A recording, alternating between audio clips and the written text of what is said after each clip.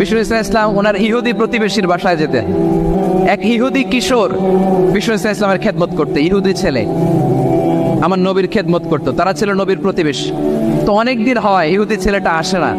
বিশ্বনবী খোঁজ দিলেন ঘটনা কি, একটা ইহুদি ছেলে না আমার খেদমতে আসতো, ছেলেটা কই? খোঁজ নিয়ে জানলেন ছেলেটা অসুস্থ।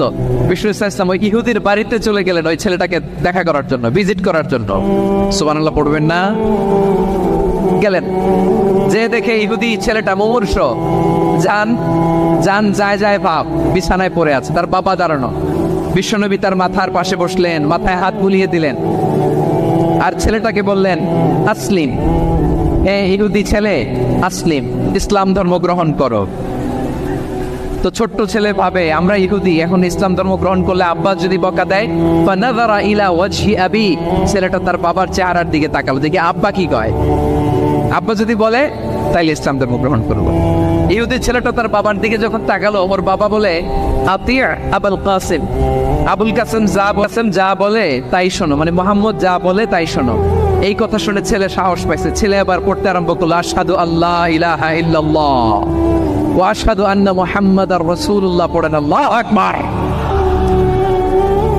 বিশ্বনবীর আহ্বান শুনে ওই আহ্বানে সাড়া দিয়ে ইহুদি ছেলে শাহাদা পড়ে মুসলমান হয়ে গেল। তার হৃদয়টার ঈমানের নূর দিয়ে আলোকিত করে দিল কে?